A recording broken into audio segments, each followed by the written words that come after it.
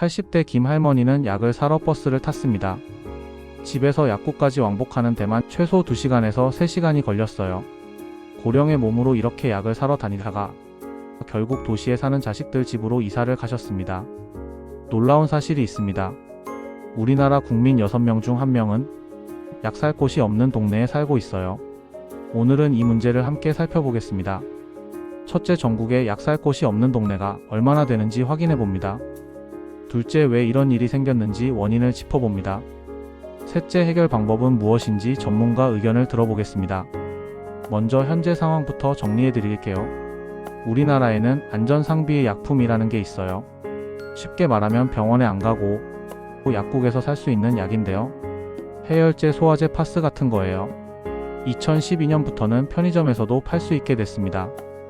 그런데 이 상비약을 파는 편의점이 없고 밤에 문 여는 공공 심야약국도 없는 동네를 무약촌이라고 불러요. 한 언론업체가 조사한 결과 전국의 16%가 무약촌이에요. 국민 6명 중 1명이 약 살 곳이 없는 동네에 살고 있다는 겁니다. 더 심각한 건 1년 반 전에 이 문제를 뉴스로 보도했는데도 상황이 나아지지 않았다는 거예요. 오히려 더 악화됐어요. 상비약 파는 편의점이 오히려 줄어든 겁니다. 전국 226개시 군 구를 조사했더니 144곳에서 상비약 판매점이 줄었어요. 전체의 63.7%입니다. 늘어난 곳은 49곳밖에 안 돼요. 20.4%에 불과합니다. 특히 지방군 지역이 심각해요. 전국 82개 군 가운데 35개 군에서 상비약 판매점이 줄었습니다. 군 지역의 40% 이상이 감소한 거예요. 전북 장수군은 2024년에 상비약 파는 편의점이 9곳이었는데 1년 만에 4곳으로 줄었어요. 감소율이 55.6%입니다. 경북 영양군은 3곳 가운데 1곳이 판매를 중단해서 이제 군 전체의 상비약 판매점이 딱 2곳만 남았어요. 강원 인제군도 35곳이었던 판매업소 중에 10곳이 줄었습니다. 28.6%가 사라진 거예요. 숫자만 보면 몇 곳에 불과하지만 그 지역 주민들한테는 마지막 선택지가 사라진 거나 마찬가지예요. 서울과 수도권도 예외가 아니었어요. 서울에서만 377곳이 줄었고 경기도에서도 1년 새 261곳이나 줄었습니다. 하지만 서울이나 수도권에서는 한두 곳 줄어도 인근 지역으로 이동해서 구입할 수 있어요. 그런데 지방은 다릅니다. 한 곳만 없어져도 왕복 1시간, 2시간씩 이동해야 하는 거예요. 전북 남원시 덕과면에 혼자 사시는 80대 오 할머니는 집에 유통기한 지난 약들이 수북이 쌓여 있었어요. 약국이 멀어서 필요할 때 바로 먹을 수 있도록 소화제, 해열제, 지사제를 미리 사다 둔 거예요. 오 할머니는 이렇게 말씀하셨어요. 급하게 필요할 때 살 곳이 없기 때문에 한 번 읍내에 나갈 때 여러 개를 사온다고요. 어디에 뒀는지 헷갈릴 때도 있지만 없는 것보다는 낫다고 하셨습니다. 인근에 있는 보절면 주민도 이렇게 전했어요. 어르신들한테는 상비약이 비상용이 아니라 생활용품에 가깝다고요. 떨어지기 전에 미리 사다 두는 식으로 몸을 관리한다고 했습니다. 그런데 왜 이렇게 됐을까요? 상비약 파는 편의점이 왜 줄어든 걸까요? 첫 번째 이유는 편의점 업계가 어려워졌기 때문이에요. 편의점들이 성장을 멈추고 수익성이 악화되면서 지방 점포를 중심으로 폐업과 구조조정이 이어지고 있거든요. 두 번째 이유는 24시간 운영하는 편의점이 줄어들었기 때문입니다. 인건비 부담 때문에 24시간 운영을 포기하는 편의점이 늘어나고 있어요. 그런데 현행 제도상 상비약은 24시간 운영하는 편의점에서만 팔 수 있거든요. 그러니까 편의점은 있는데 24시간 운영을 안 하면 약을 팔 수 없는 겁니다. 편의점이 있어도 약은 팔 수 없는 지역이 늘어나는 역설이 생기는 거예요. 게다가 편의점 업계의 업황이 언제 회복될지 알 수 없어서 앞으로 상황은 더 악화될 가능성이 있습니다. 그럼 이 문제를 어떻게 해결해야 할까요? 전문가들은 어떻게 생각할까요? 남서울대 보건행정학과 이주열 교수는 이렇게 말했어요. 상비약 품목을 현행 13개에서 더 확대하는 방향으로 가야 한다고요.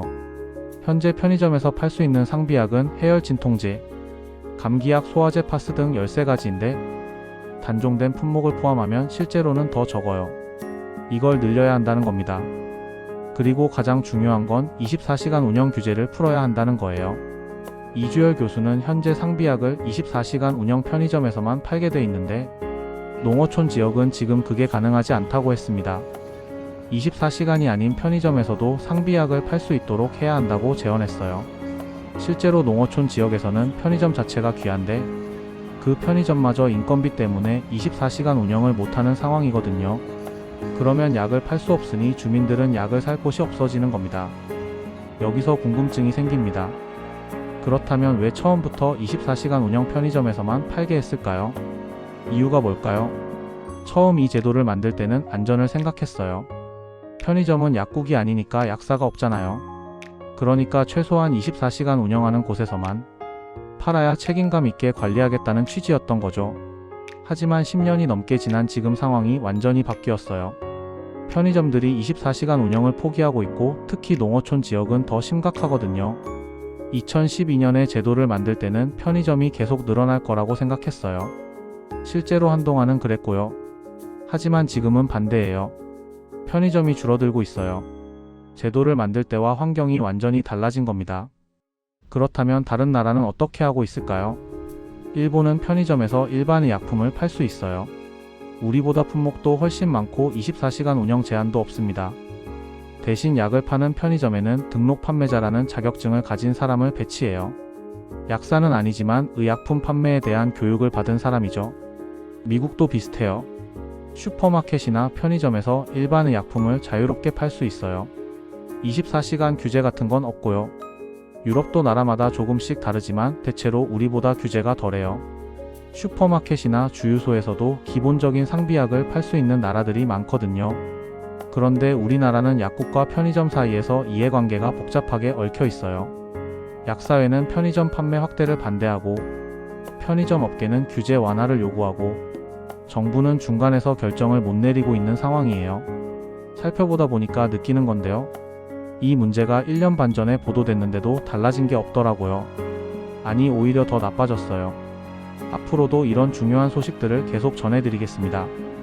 약사회 입장도 들어볼 필요가 있어요. 약사회는 왜 편의점 판매 확대를 반대할까요? 약사회는 안전을 가장 먼저 이야기해요. 편의점 직원은 약에 대한 전문 지식이 없으니까 잘못된 복용법을 안내할 수 있다는 거예요. 약 보관도 문제라고 합니다. 편의점은 온도 습도 관리가 약국만큼 철저하지 않을 수 있다는 거죠. 그리고 중복 복용 위험도 있어요. 예를 들어 감기약과 해열제를 같이 먹으면 안 되는 경우가 있는데 편의점에서는 이런 걸 확인할 수 없다는 겁니다. 약사회는 또 이렇게 말해요. 지금도 13개 품목을 편의점에서 파는데 더 늘리면 전문 의약품과 일반 의약품의 경계가 무너질 수 있다고요. 이런 우려도 일리가 있어요. 실제로 약은 잘못 먹으면 부작용이 있거든요. 특히 어르신들은 여러 가지 약을 함께 드시는 경우가 많아서 더 조심해야 하고요. 하지만 반대 입장도 있어요.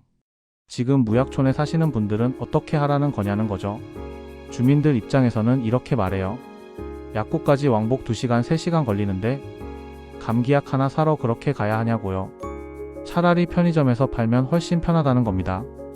그리고 안전 문제는 교육으로 해결할 수 있다고 해요. 일본처럼 등록 판매자 제도를 만들어서 편의점 직원한테 의약품 교육을 시키면 된다는 거죠. 온도 습도 관리도 요즘은 편의점들이 시스템이 잘 돼 있어서 큰 문제가 없다고 합니다. 냉장 보관 필요한 음료수도 잘 관리하는데 약 보관 못할 이유가 없다는 거예요. 가장 중요한 건 접근성이에요. 지금 무약촌 주민들은 선택권 자체가 없거든요. 약국이 멀어서 못 가는 분들한테는 편의점이 유일한 대안인 겁니다. 그렇다면 앞으로 어떻게 될까요? 정부는 어떤 입장일까요? 정부는 1년 반 전 보도 이후에도 뚜렷한 대책을 내놓지 않았어요. 보건복지부는 신중하게 검토하겠다는 입장만 반복하고 있습니다. 국회도 마찬가지예요. 관련 법안이 몇 개 발의됐지만 상임위원회에서 계류 중이에요. 약사회와 편의점 업계 사이에서 조율이 안 되니까 법안 심사가 진행이 안 되는 거죠. 그 사이 현장에서는 상황이 점점 더 악화되고 있어요. 편의점은 계속 줄어들고 무약촌 주민들은 계속 불편을 겪고 있습니다. 전문가들은 이렇게 제안해요. 일단 시범사업부터 시작하자고요. 무약촌으로 지정된 지역에 한해서 24시간 운영 안 하는 편의점에서도 상비약을 팔 수 있게 하는 겁니다. 그리고 1년, 2년 운영해보면서 문제점을 파악하고 개선하자는 거예요. 전국적으로 한꺼번에 바꾸기 어려우면 취약 지역부터 시범적으로 해보자는 겁니다. 일본의 등록 판매자 제도도 검토할 필요가 있어요. 편의점 직원한테 20시간에서 40시간 정도 교육을 시키고 자격증을 주는 거죠. 그러면 안전 문제도 어느 정도 해결할 수 있고요.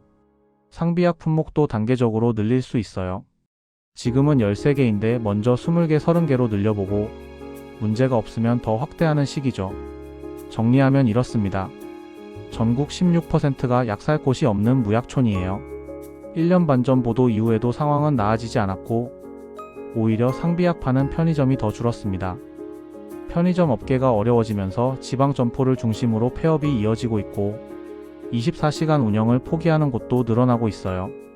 그런데 현행법상 상비약은 24시간 운영, 편의점에서만 팔 수 있으니까 약을 팔 수 없는 지역이 계속 늘어나는 겁니다.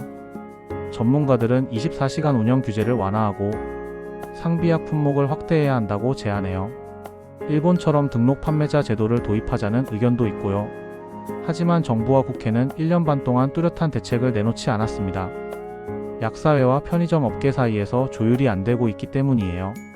그 사이 현장에서는 80대 김 할머니처럼 도시로 이주하시는 분들이 생기고 80대 오 할머니처럼 유통기한 지난 약을 쌓아두고 사시는 분들이 계십니다. 이 문제를 파고들면서 느낀 건데요. 이 문제는 단순히 약 하나 사는 문제가 아니에요. 노인 인구가 계속 늘어나는데 지방에 사시는 어르신들이 기본적인 건강관리조차 못하시는 상황이거든요. 여러분은 어떻게 생각하세요? 편의점에서 상비약을 더 쉽게 살 수 있게 해야 할까요?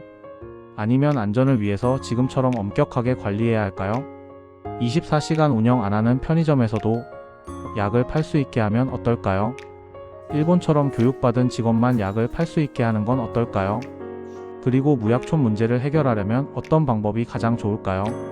이상 사연의 정원이었습니다. 댓글로 여러분 생각을 꼭 남겨주세요.